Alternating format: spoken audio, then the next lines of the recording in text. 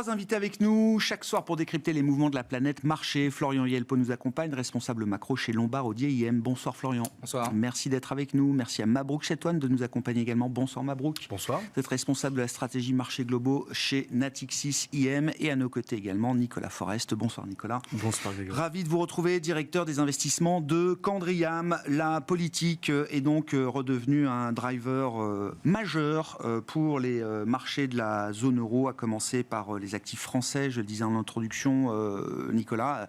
Là, on regardait tous, juste avant le démarrage de l'émission, où en était le spread entre la France et l'Allemagne, qui grimpe lentement mais sûrement. On s'approche quasiment de 70 points de base. Qu'est-ce qu'il faut comprendre du rationnel de ces mouvements de marché en place depuis lundi et l'annonce de la dissolution dimanche soir de l'Assemblée nationale française? La question étant, est-ce que 65, 70 points de base, c'est un pricing correct du risque ou des incertitudes générées par cette décision du président français, ou est-ce que c'est un point d'étape qui peut nous amener au-delà des niveaux connus aujourd'hui? Alors, est-ce que la situation est une situation de crise aujourd'hui? Non. Nous ne sommes pas dans une situation de crise.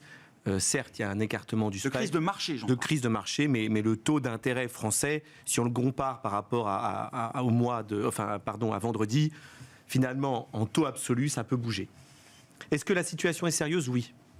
Elle est très sérieuse. Elle est très sérieuse parce que la dernière fois qu'on a été à ce niveau-là d'écart entre le 10 ans français et le 10 ans allemand, c'était en 2017. En 2017, quand Marine Le Pen était au second tour de la présidentielle et était favorable, je vous le rappelle, et vous vous en souvenez, à la sortie de la zone euro de la France. Potentiellement au deuxième tour face à Jean-Luc Mélenchon. Je me souviens très bien de la séquence. Ce sont des sondages qui commençaient à suggérer l'idée que le second tour se fasse entre Jean-Luc Mélenchon et Marine Le Pen, qui a commencé à vraiment faire décaler le spread. Exactement. Donc on est maintenant revenu, on est en train de revenir dans cette situation-là. Et somme toute, on peut dire, écoutez, est-ce que c'est très, très, très embêtant? Faut-il s'en inquiéter? Eh bien, moi, je reste inquiet. Depuis lundi, nous, on est devenu négatif sur les OAT. Et à ces niveaux-là, nous restons inquiets. Pourquoi? Parce qu'aujourd'hui, si on regarde les scénarios politiques, et c'est difficile, on essaye forcément un peu de faire des projections et de la politique fiction, il y a 2-3 scénarios qui se dessinent. Le premier scénario, c'est un scénario où il y a une majorité du Rassemblement national qui devient donc une majorité absolue ou même relative. On a un Premier ministre Rassemblement national et c'est la politique économique du Rassemblement national qui sera implémentée. Aujourd'hui, elle est incertaine, mais l'Institut Montaigne avait quand même pricé et mis en lumière des dépenses significatives et un fort écartement du budget de plusieurs dizaines de milliards d'euros. Un dérapage donc. Incertitude qui peut tout à fait être résolue le jour où ils seront au gouvernement, mais cette incertitude est là. Quelle politique budgétaire avec Jordan Bardella, Premier ministre? Aujourd'hui, le marché ne le sait pas. Le deuxième scénario, c'est un scénario où il n'y a pas de majorité. Et nous serions dans une situation avec encore plus d'incertitude, car s'il n'y a pas de majorité, quel budget en 2025 pourrait être décidé par une assemblée encore plus clivante? Donc, encore moins de contrôle que ce qu'on peut avoir dans l'Assemblée aujourd'hui, telle qu'elle s'est dessinée en 2022. Et le troisième scénario, c'est le scénario d'une victoire de ce qu'on appelle aujourd'hui le Front populaire, dont l'ensemble des mesures, la retour à la retraite à 60 ans, les baisses de taux de TVA aussi, ça c'est commun, c'est la Front National qui voulait ça au niveau de l'électricité, qui sont aussi des mesures extrêmement dépensières. Dans ce moment de crise politique, à tous les étages, nous sommes plutôt dans une logique de dépenses publiques. Mais le problème, c'est que nous ne sommes pas dans un territoire où tout va bien. Je vous disais la phrase de Patrick de Viljean, nous étions dans une pièce avec une fuite de gaz et le président a craqué une allumette pour y voir clair. Donc ça, c'était référence à la dissolution de 1997 de Jacques Chirac. Par Jacques Chirac. Mais la situation aujourd'hui, il y a une fuite de gaz et la fuite de gaz, c'est quoi? C'est la politique budgétaire française. Nous avons un déficit de 5,5% qui a été revu avec un écart de correction qu'on n'a jamais vu depuis des années, avec les agences de notation qui ont déjà mis un warning. Donc, sans parler de la fin du monde, on peut tout à fait avoir un spread qui va à 80 points. Et là, les impacts peuvent être plus importants. Et d'ici le deuxième tour, c'est quand même compliqué de voir de la certitude, de voir des éléments pour rassurer le marché. Bon, commentaire, réaction à cette situation, à ce choc d'incertitude, cette incertitude envahissante pour quand même une économie majeure de la zone euro. Il y a la situation française et les conséquences également qu'on pourrait retrouver au niveau européen sur des politiques européennes de long terme avec des efforts importants qui sont quand même conduits, je sais pas, sur des politiques de défense, de transition, etc., etc. Il y a beaucoup d'angles à traiter, mais je vous laisse la parole, Mabrouk. Alors, la question déjà, enfin le parallèle par rapport aux élections présidentielles, cette remontée du spread, l'évocation du Frexit, je pense qu'on se trompe de combat. C'est pas du tout en fait ce qu'il faut évoquer. Le marché price déjà en fait le dérapage budgétaire. En fait, c'est ça en fait qui est en train de se jouer. Vous citiez l'Institut Montaigne, effectivement, il y a un premier chiffrage basé sur le programme présidentielle de Marine Le Pen, qui va être, on va dire, une espèce de copier-coller de ce que veut faire Jordan Bardella s'il arrive au pouvoir. On est à peu près sur des dépenses non financées, puisque en fait c'est ça qui compte. Hein. Donc on faisait le parallèle avec le mini-budget de Liz Truss qui a déclenché, entre guillemets, l'hystérie obligataire finalement sur le marché britannique. C'est 60 milliards, effectivement, qui ne seront pas financés, dans un contexte où on rappelle que Bruno Le Maire cherchait déjà encore 20 milliards avant les élections pour pouvoir effectivement... C'est 2 fois plus que les baisses d'impôts non financés de Liz Truss. Oui, c'est ça. Non, mais on a 20 milliards, pour donner l'ordre de grandeur. 60 milliards, effectivement, de dépenses non financées.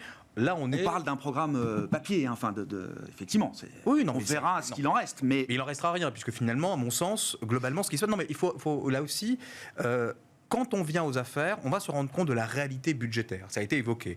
On a moins 5,5 de déficit. On est déjà quasiment, on est vraiment au-delà des clous budgétaires du pacte de stabilité, qui certes, effectivement, a rajouté déjà finalement un peu de flexibilité, donner un peu plus de latitude au pays en cas de dérapage, en cas d'augmentation significative du déficit. Mais à 5,5%, on ne peut pas faire grand-chose.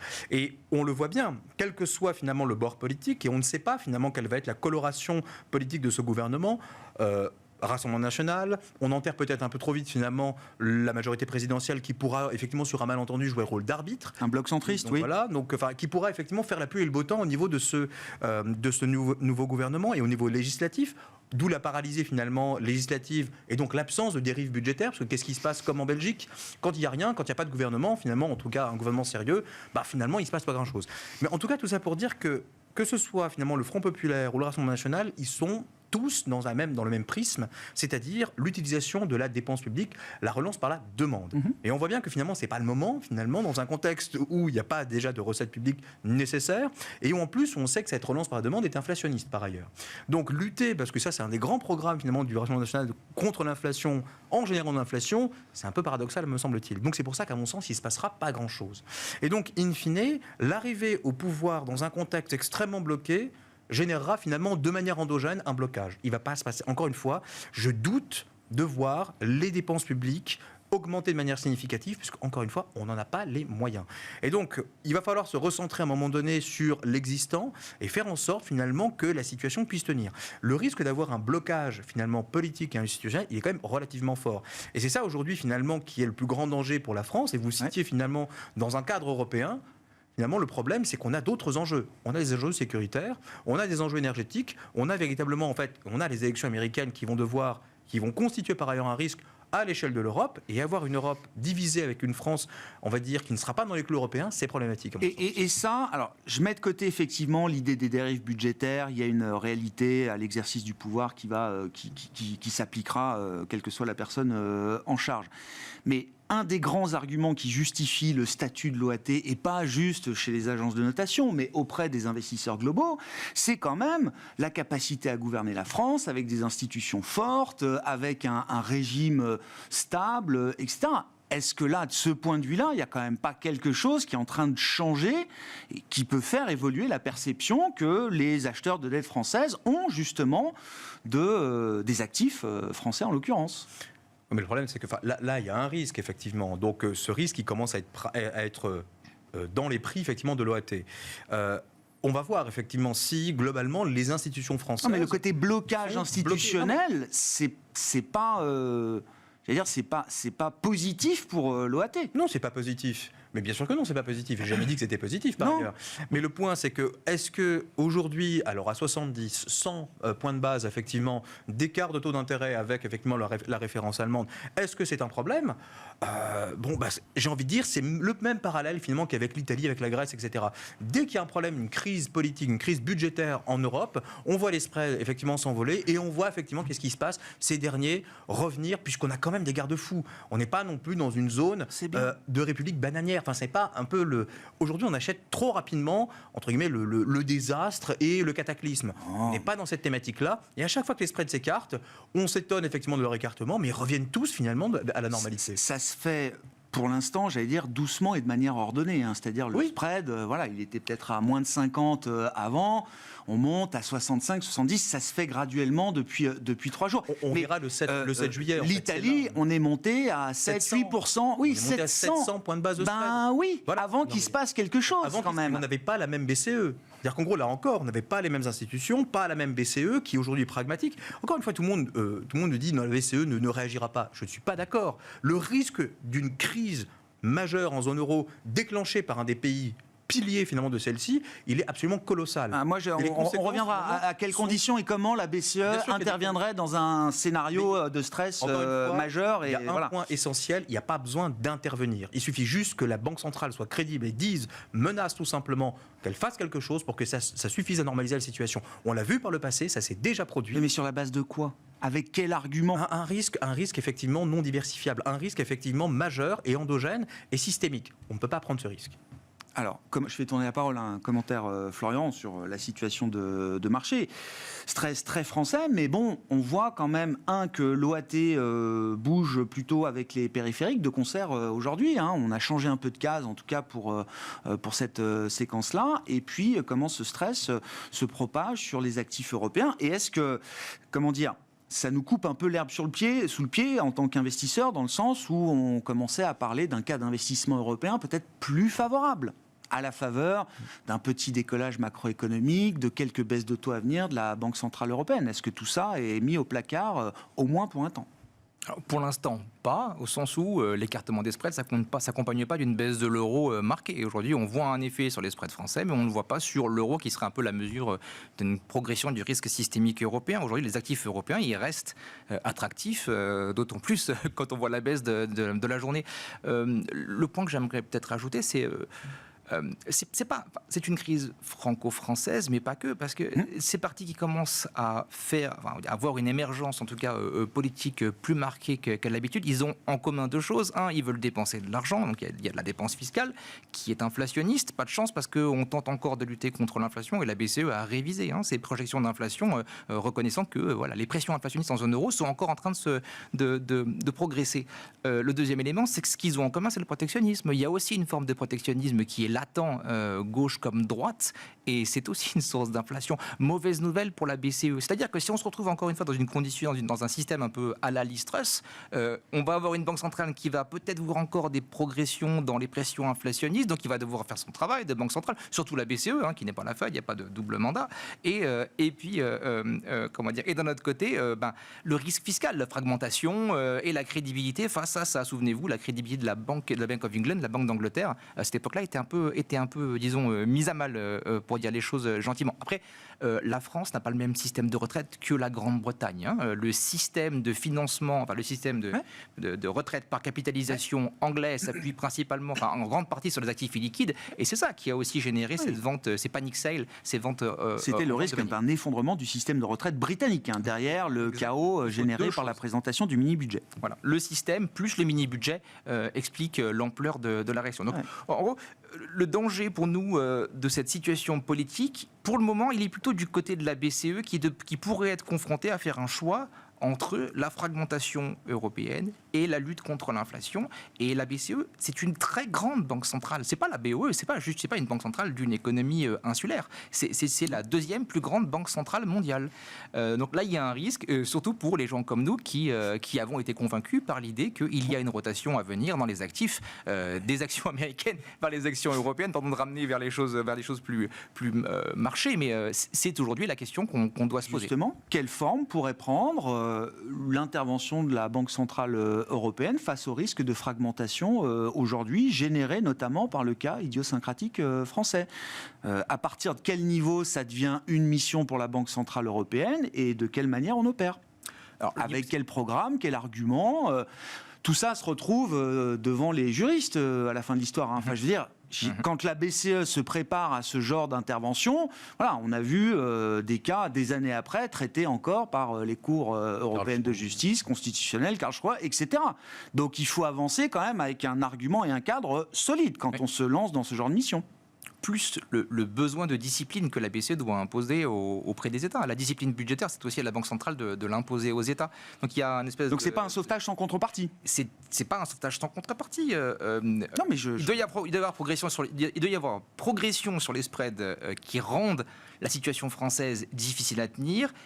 Effet boule de neige global sur l'intégralité des spreads périphériques, plus baisse de l'euro. Et lorsqu'on arrive dans ce genre de cas-là, on est capable de dire oui, il y a un risque systémique, pas mondial, un risque systémique pour la zone euro. La zone euro, c'est ma mission. C'est le rôle de la Banque centrale d'intervenir dans ces cas-là. Quantifier ça, ça va être difficile. Ouais. Alors, Nicolas ? Oui, non, moi j'ai pas du tout dit qu'on est dans une crise systémique, dans une crise spécifique. Il me semble qu'il y a un peu un tropisme français que vous avez là dans ce que vous décrivez en disant bah oui, la BCE va intervenir. Mais enfin, il faut quand même comparer et regarder la réalité entre 2012 et 2024. La réalité, c'est que la France est en train de devenir le plus mauvais élève de l'Europe. C'est ça la réalité. 5,5% de déficit. Je ne crois pas qu'il y ait un autre pays européen qui ait tellement un niveau aussi pourri. Le niveau de ratio de dette sur PIB n'a fait que se dégrader. Avec Macron, c'est plus de 20%, je crois, de plus. Quand on compare par rapport à 2012... Tous les niveaux de déficit ont augmenté depuis 4 ans, de dette, mais pas de déficit. Aujourd'hui, si vous comparez la situation de l'Italie à la France, la situation budgétaire et de dette italienne n'est pas plus mauvaise que celle de la France. La preuve de ce que je dis, ce sont les marchés qui le disent. Aujourd'hui, le taux français, traite à un niveau, c'est-à-dire que la France... sans dette à des niveaux plus élevés que le Portugal, proche de l'Espagne. C'est aussi le reflet des efforts faits par ces pays-là depuis la crise souveraine. À commencer par le Portugal, la Grèce revenue investment grade, et l'Italie qui a toujours eu son excédent primaire pour gérer la situation antérieure à la création de l'euro. Mais aujourd'hui, c'est une situation une question d'abord française, pas spécifique, pas je veux dire systématique, mais spécifique. Et donc c'est pas une mission pour la BCE. Et donc, pour l'instant, moi le seul point que je dis, c'est qu'entre maintenant et le deuxième tour, dans les 15 jours qui viennent, on peut avoir de la volatilité. N'attendez pas que Zoro arrive. C'est quand même pas Christine Lagarde qui va intervenir en plein milieu des élections. Non, je crois pas que c'était. On était dans l'idée d'un scénario qui dériverait au-delà, effectivement, de la séquence électorale. Bien sûr, mais le risque, moi je vois, c'est pas tellement le risque d'une crise systémique, mais c'est plutôt un lent dérapage, un re-rating de la situation française. Donc un changement de statut de l'OAT qui s'opère. C'est ça le risque. Peut-être structurellement. Aujourd'hui, c'est ça le risque, mais je pense que, in fine, et on verra bien quand le gouvernement sera en place. Là où je vous rejoins, c'est qu'évidemment, une fois que les personnes sont en place, le bon sens l'emportera et sans doute des mesures sérieuses seront mises pour éviter que ça dérape. Mais entre maintenant et cette incertitude, eh bien, il peut y avoir un peu de dérapage. Et ce qui me semble aussi, donc ça c'est le premier point, ce qui me semble important, deuxième point, c'est que quand on voit les actifs français, les spreads de crédit, les spreads des banques, ils sont très serrés par rapport à ce qu'ils étaient en 2017. Donc aujourd'hui, est-ce qu'ils intègrent le risque que le OAT puisse aller à 100 points ? Pas du tout. Parce que si l'OAT s'écarte et va à 100 points contre la dette allemande, c'est tout le système français, bancaire et parapublic qui va quand même être impacté. C'est un coût de financement généralisé qui augmente pour les entreprises C'est une françaises. situation spécifique, il faut suivre, il n'y a pas de panique, ça crée des opportunités, mais il ne faut pas oublier qu'on n'est pas dans la même situation que 2012, on n'est pas dans une crise systémique, c'est un point spécifique à la France, un élève qui est déjà un petit peu faible en moyenne générale. Alors, 2012, très bon parallèle. L'Italie, effectivement, était un cas isolé. Alors, il y avait effectivement des problématiques budgétaires, etc. Et ça a dégénéré finalement en crise un peu plus, on va dire, forte et beaucoup plus violente à l'échelle de la zone euro. Donc, l'idée, personne n'a effectivement prétendu que Christine Lagarde allait intervenir dans les 2 semaines de la campagne. Donc, c'est pas le propos, parce que là, franchement, on nagerait en plein délire. Mais sinon, globalement, encore une fois, juste un point. élection en Espagne, effectivement, le parti catalan commence effectivement à faire des siennes en voulant effectivement, en ayant des velléités d'indépendance, etc. Regardez juste en fait les achats de dettes quand la BCE effectivement avait son PEPP de dette espagnole, ça a augmenté. Pourquoi ? Puisqu'effectivement la dette espagnole était sous pression en ce moment-là. Donc oui, la BCE est pragmatique. Oui, il n'y a plus de PEPP, il n'y a plus de programme d'achat. Oui. Non mais d'accord. Mais le problème, c'est qu'il y a encore des instruments qui existent et qui permettent l'action discrétionnaire de la BCE. Oui, il y a Karlsruhe. Oui, effectivement, il y a des conditionnalités. Le TPI qui a été dessiné en 2022 pour être un filet de sécurité au moment où la BCE amorçait son resserrement monétaire, Christine Lagarde a toujours été très claire. Le TPI n'est pas là pour aider un pays qui ferait un choix politique intérieur ou une erreur de politique intérieure. Nous ne sommes pas là pour réparer les choix qui sont faits par un pays. Ça, c'est très clair. Mais le problème, c'est que si les conséquences, effectivement, si on a des effets de contagion qui commencent effectivement à se manifester, là, bien évidemment, encore une fois, l'intégrité à un autre niveau d'alerte. On passe à un autre niveau. Mais encore une fois, personne ne dit que quel que soit le résultat du 7 juillet, on aura le lendemain, le 8 juillet, une intervention de la BCE. C'est pas le sujet. Non. Le sujet, c'est de dire, attention, regardons les programmes, regardons le risque, effectivement, d'augmentation du spread, effectivement, du spread français. Et si jamais ça venait, effectivement, à contaminer les autres pays, les pays périphériques, comme le soulignait Florian par exemple, là on aurait effectivement. Et c'est pas le cas aujourd'hui. Depuis 3 jours, c'est pas ce qu'on voit. Non, c'est pas le cas. C'est pas le cas. Donc globalement, on fait bien la dissociation entre la situation française et le reste de l'Europe. Même si effectivement il y a des tensions politiques un peu partout. Et donc du coup, le cas d'investissement européen est peut-être perturbé, j'allais dire, par cette incertitude politique, mais il n'est pas remis en cause aujourd'hui, Florian ? Le cas d'investissement, il est lié à la reprise économique qui suit une période de faiblesse. Et ça existe toujours, ça va se propager encore devant nous ? Tous les marqueurs sont là pour le moment. Vous prenez l'exemple le plus simple, je cite toujours cet exemple, c'est l'IFO allemand. Il faut regarder la composante attendue versus la climat des affaires en Allemagne. 4 signaux historiques depuis la création de l'indicateur, tous justes. Reprise économique marquée du côté allemand. L'Allemagne, c'était le patient malade. Alors il allait très bien, c'était un très bon élève, mais il avait une mauvaise bronchite pendant un temps. Et là, il est clairement en train de il donne des signes qu'il est en train de se remettre et de se remettre assez rapidement. Donc encore une fois, c'est l'usine de l'Europe, c'est le moteur, l'un des moteurs de la croissance. Sa reprise va avoir des conséquences. La BCE l'a salué lors de la révision de ses anticipations de croissance, soyons très clairs. Donc on a une zone qui reste encore cheap, c'est-à-dire que les actions européennes, c'est quand même pas très cher. Plus on décale un peu moins d'ailleurs depuis 2-3 jours, oui. Oui, exactement. Donc on a un argument de valorisation. Jusqu'à présent, il y avait une reprise de momentum, évidemment, comme vous le dites, en ce moment, on observe un petit décalage sur le marché, un petit décalage raisonnable sur le marché. Est-ce que c'est une opportunité d'achat ? Mais ça ne change pas fondamentalement la situation en termes de reprise de croissance des earnings. Ce qu'ont connu les États-Unis sur les 6 derniers mois, c'est probablement ce que la zone euro va connaître sur les 6 prochains mois en termes de trajectoire de earnings. Quand on achète des actions, on achète les résultats des entreprises et non pas des résultats électoraux. Donc il n'est pas question aujourd'hui de changer les positions que vous pouvez avoir sur des actifs européens. Ça le serait. Alors nous, on est des investisseurs on investit en termes de risque, c'est-à-dire que voilà, on est risk-based, on a des fonds de risk parity. Si on voit la volatilité des OAT progresser, alors on va s'en éloigner. On a la chance ou la malchance que la volatilité du monde obligataire dans son ensemble est plus élevée qu'à d'habitude. Donc c'est vraiment pas l'endroit aujourd'hui où on est sur un vous avez envie d'être. On est déjà sous-pondéré côté obligataire. On va peut-être changer notre mix parce que la volatilité des OAT va progresser plus vite que la volatilité du Bund, donc les obligations allemandes, pardon. Et c'est ce qui pourrait nous amener à nous écarter temporairement des obligations françaises. Mais dans l'ensemble, la volatilité du monde obligataire, elle plonge ses racines dans la volatilité de l'inflation globale, et cette problématique, elle est toujours là. Vous disiez tout à l'heure, Nicolas, on est passé négatif sur l'OAT, donc la dette française. Est-ce que ça a des conséquences sur votre vue concernant d'autres actifs européens à ce stade ? Oh là, pardon. Non, je rejoins ce que vous avez dit sur le cas européen et la reprise économique, les ISM, les PMI, qui plaident pour un rebond. Ça reste vrai. Ce qui se passe là, encore une fois, qu'on vient de décrire, n'est pas de nature, pour l'instant en tout cas, dans la mesure dans laquelle ça se déroule, à remettre en cause cette image-là. Non, pas. Le côté économique, pour l'instant, est monétaire, hein, parce qu'aussi le fait que la BCE a commencé ce cycle de baisse de taux, enfin ce cycle entre guillemets, cette baisse honteuse, hein, parce qu'elle n'a pas voulu trop le dire, mais enfin bon, bref, le fait qu'elle peut continuer à baisser les taux, le fait qu'il y ait une reprise économique, oui, et le fait que la valorisation est attractive, il peut tout à fait y avoir un rebond. Donc nous, on est légèrement surpondérés. Mais enfin, entre les actifs européens et les actifs américains, l'écart s'est creusé. Hein. Mon cœur continue à balancer parce que, si vous voulez, malgré tout, les investisseurs internationaux vont quand même se poser des questions quand ils vont voir le résultat un petit peu des élections, malgré tout.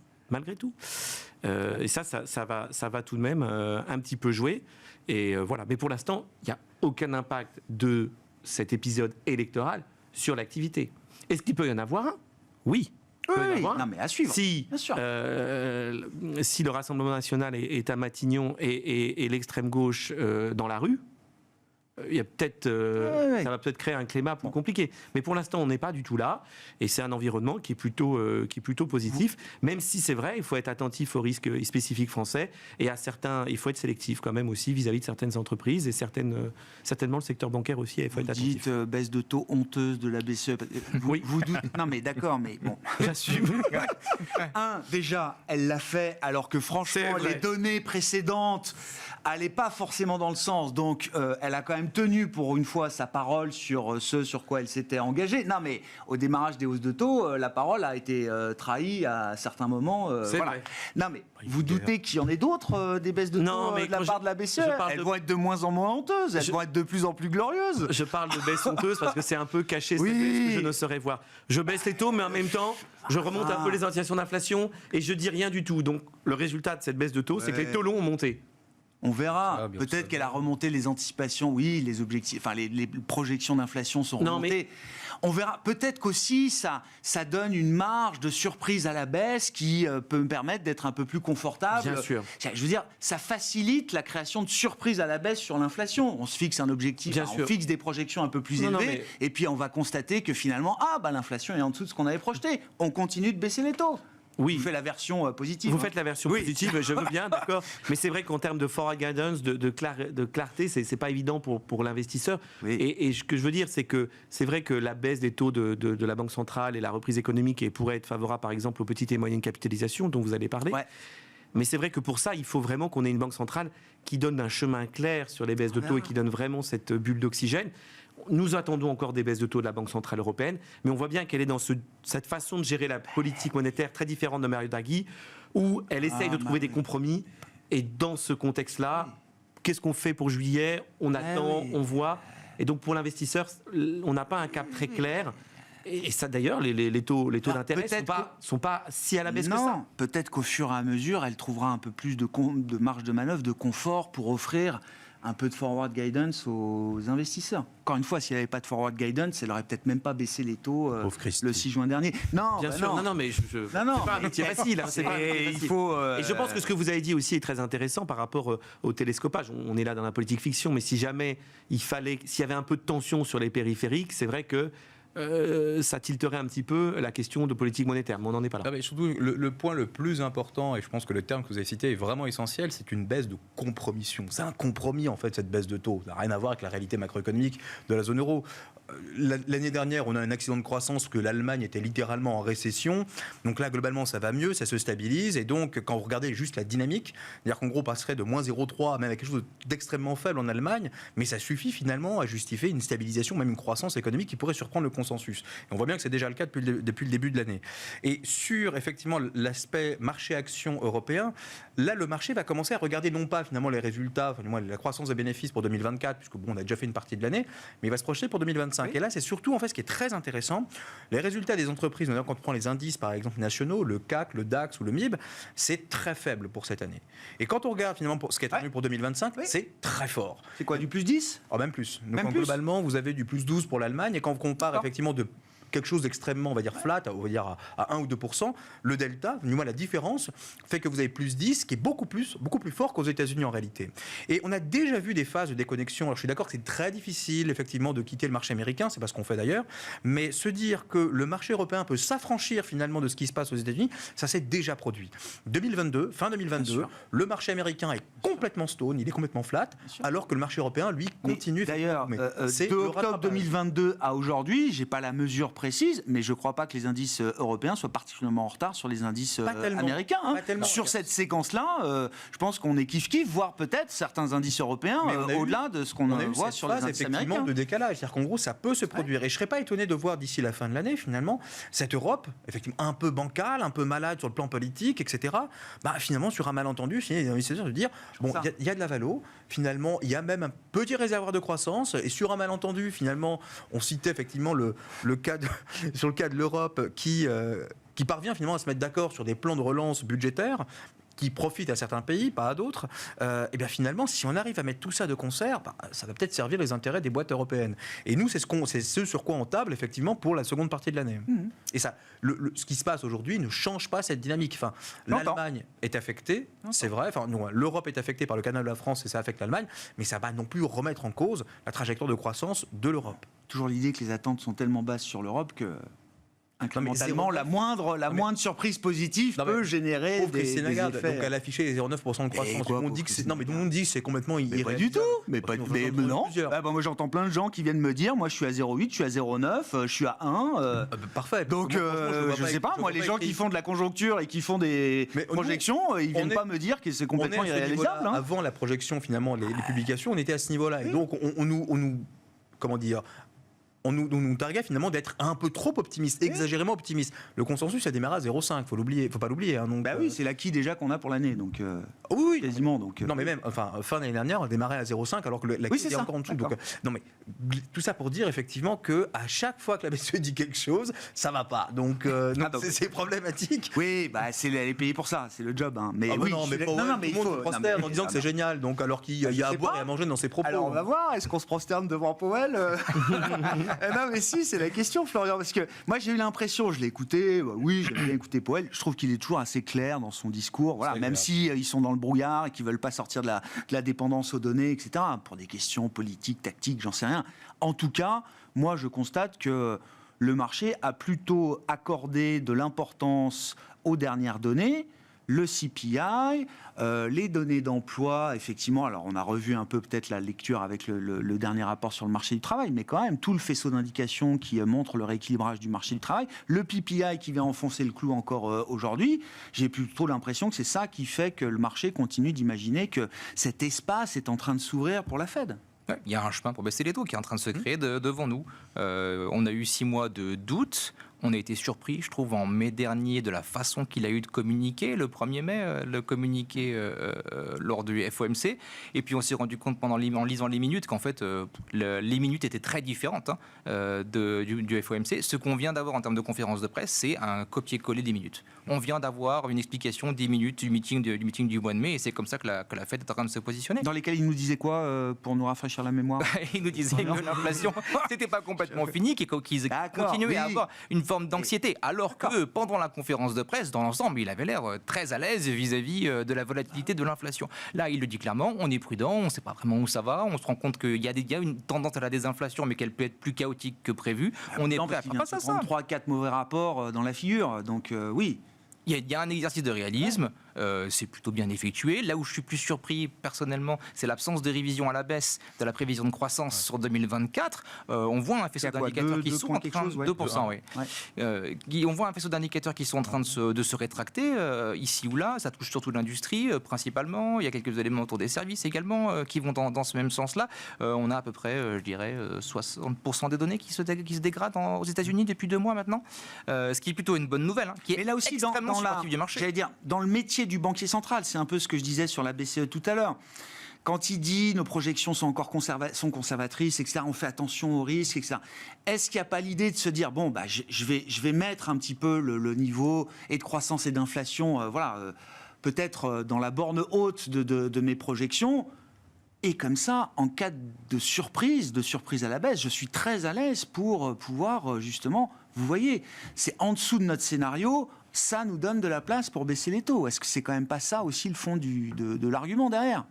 Il a dit pendant la session de questions-réponses que ces forecasts, ces prévisions tenaient compte du rapport sur l'inflation qui venait d'être publié 4 heures auparavant, 6 heures auparavant. D'accord. Donc, les forecasts du staff de la Fed, oui. mais pas forcément les projections de points faites par chaque officiel. Non, mais Elle dit chacun a le choix de les bouger ou de ne pas les bouger. Exactement. Visiblement, il a l'air de dire que la plupart semblaient ne pas les avoir bougés. Mais bon. Ouais. Donc il y a vraiment une extrême data dependence. Normalement, ces chiffres-là ne sont pas pris en compte dans les forecasts. Là, visiblement, ils l'ont été. On a vraiment envie d'être très très précis sur l'évolution de rapport en rapport. Bon, globalement, Enfin, que l'inflation soit, je regarde le corps PCE, oui, ça bouge. 20 points de base de révision. D'accord, que ce soit à 2,6 ou 2,8, ça n'empêche pas qu'il y a de la place pour ajuster au moins de 25, 50, peut-être 75 BP le réglage de la politique monétaire.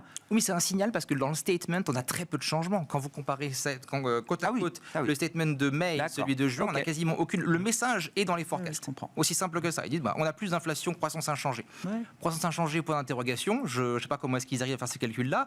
Plus d'inflation, on l'a vu tous sur les 6 derniers mois. On a un bon rapport plus le PPI. Attention, parce que les chiffres de l'emploi étaient quand même un peu stratosphériques. Alors, on peut regarder les détails, on peut se dire qu'effectivement, le part-time job, les jobs à temps partiel, on va mal progresser. Voilà. Donc il y a à boire et à manger. Dans l'ensemble, contrairement, je dirais quelque part, à la révision des forecasts de la BCE, on a une ligne directrice qui nous dit l'inflation, on se rend compte que c'est moins bien que ce qu'on avait prévu. Néanmoins, on est prêt à baisser une fois, voire tout le monde dit une fois, c'est 5,1 la prévision exacte. Donc c'est une fois plus, quoi. C'est-à-dire qu'on pourrait avoir une baisse. Il y a plus de membres du FOMC sur les 19 qui pensent qu'il y aura 2 baisses de taux que de membres qui pensent qu'il y aura une baisse de taux cette année. Voilà. C'est notre scénario, 2 baisses de taux, et avec ça, on ouvre la porte aussi à plus de confort en termes économiques.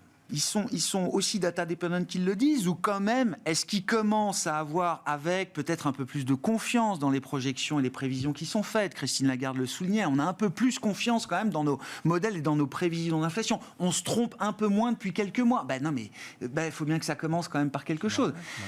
Est-ce que ça permet quand même de se dire que même s'il y a la rhétorique de la dépendance aux données et que pour l'instant on ne veut pas relever le nez du guidon, est-ce qu'ils commencent à avoir une idée quand même du rythme, de la trajectoire, d'un éventuel taux d'arrivée également? Parce que quand on commence un mouvement, un cycle, il faut quand même avoir une idée de là où on va et à quel rythme et quelle vitesse. Écoutez, nous, notre scénario n'a pas vraiment changé ni pour la Fed ni pour la BCE. On a un peu ajusté la Fed. On avait toujours 3 baisses BCE et on avait 2 baisses de la Fed. On reste confiant sur cette baisse de la Banque centrale américaine. La grande question pour nous, c'est celle de l'inflation, comme vous l'avez dit.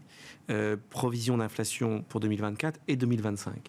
Et donc, est-ce qu'on peut avoir une fenêtre, comme vous avez dit, un chemin qui s'ouvre pour baisser les taux? Oui. Est-ce que c'est clair le point d'atterrissage? Pour moi, pas du tout. Et je pense que, comme je l'ai déjà dit, ça dépendra quand même du résultat des élections américaines. Et il se trouve qu'il y a quand même beaucoup de facteurs un peu plus moyen terme et structurels qui sont inflationnistes. Les récentes déclarations aussi qui ont eu lieu sur l'immigration par l'administration Biden, le fait qu'ils veulent resserrer la vis sur l'immigration, c'est inflationniste, puisque je crois qu'on parle c'est 2 millions de migrants qui... Ouais, 2-3 millions, oui. Qui rentrent, il veut réduire de la moitié. Donc ça va continuer à mettre de la pression sur le marché du travail. De l'autre côté, on a quand même vu aussi un peu plus de tension dans le chip, dans les cargos et dans les livraisons à cause de risques spécifiques. Mais ça, c'est un peu plus important que prévu. Et puis, l'inflation nous a montré qu'il y avait des phénomènes temporaires. Je crois que sur les assureurs, les assurances automobiles et les autres assurances... Mais ça se calme tout de suite. Oui, c'est du bruit. Mais à chaque fois, on dit mais c'est parce qu'il y a eu ce petit chiffre, ce petit... Donc ça crée ma question de la forward guidance. On ne peut pas faire de la politique monétaire en attendant le prix des voitures d'occasion et le prix de l'assurance automobile qui est mesuré de plein de manières différentes, qui est à 20% d'un côté, à 5% de l'autre. C'est pas comme ça qu'on peut faire de la politique monétaire. Mais à votre question, est-ce qu'ils sont plus confiants sur leur projection? S'il y a une leçon qu'on a apprise, c'est que les projections d'inflation, elles étaient complètement fausses par tout le monde au cours des dernières années. C'est un début de regain de confiance. Est-ce qu'il y a une fenêtre pour la rentrée d'avoir une première baisse de taux? Oui. Là, je vous rejoins. Est-ce que ça sera favorable pour l'investisseur? Oui. Après, les élections américaines, sans doute auront Oui, on l'impact. reparlera de tout ça. Et on va certainement. reposer la question Oui. de la dynamique d'inflation. Je voyais là dans les projections qu'ils font sur le long terme, des taux d'équilibre, on augmente de 20 BP, de 2,6 à 2,8. Est-ce que c'est anecdotique ou est-ce qu'il y a l'idée effectivement que quelque chose de structurel dans le potentiel américain a évolué? Bah oui. C'est tellement évident, globalement. Non, mais c'est une surprise pour Désolé. personne. mais non, mais c'est sûr.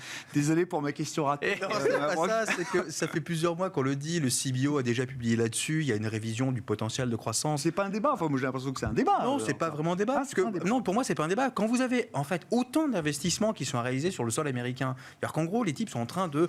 Vous avez eu un plan d'infrastructure massif. C'est-à-dire qu'en gros, quand on rénove les infrastructures d'un La pays. part d'investissement, elle a vraiment explosé. Non, mais regardez juste la contribution. Elle progresse. Elle progresse. Mais la contribution de l'investissement, alors même qu'on a des taux d'intérêt qui sont quand même à un niveau qui correspond à un resserrement monétaire, du moins des conditions monétaires extrêmement restrictives, l'investissement n'a pas disparu du paysage. Mais la part d'investissement dans le PIB, elle reste ce qu'elle a été. Mais Il n'y a pas de globalement, déformation de ce point de vue-là. il faudrait Si, regarder, quand même. faudrait que je Ouais, regarde ouais. effectivement, mais la politique budgétaire qui a consisté finalement à inciter fiscalement les entreprises à investir, ça a forcément une conséquence sur le potentiel. L'inflation, on en parlait par ailleurs. Pourquoi est-ce que ce taux d'intérêt a été revu à la hausse? C'est tout simplement parce que structurellement, on a plus d'inflation pour les raisons qui ont été évoquées. Et ça me semble effectivement logique. Et sur le dernier point, la Fed globalement, elle a une fenêtre, et je suis d'accord avec Florian, les 2% ou 2,1 de croissance attendus pour cette année, je ne sais pas où est-ce qu'ils vont les trouver. C'est pas effectivement nouveau que la Fed tarde à réviser effectivement ses projections de croissance. On l'a déjà vu l'an dernier, ça s'est déjà produit, et globalement, non mais on va un petit peu en dessous. Mais, mais tant mieux. tant mieux à la limite. Bah oui. Tant mieux, parce que ça voudrait dire qu'on Ça pourra- ouvrira l'espace de baisse de taux encore plus vite. Mais là où c'est très intéressant, c'est qu'ils attendent 4 baisses de taux l'an prochain. Donc effectivement, une Ouais. par trimestre. Bah oui. Ça voudrait dire qu'ils Bah oui. ne pourraient pas commencer en décembre, ils pourraient peut-être commencer en septembre, laisser un peu de temps et enchaîner effectivement ce rythme trimestriel. Merci à vous trois messieurs d'avoir été invités de Planète Marché ce soir. Mabrouk Chetouane, Natix ICM, Florian Yelpo, Lombard Odier IM et Nicolas Forest, Candriam.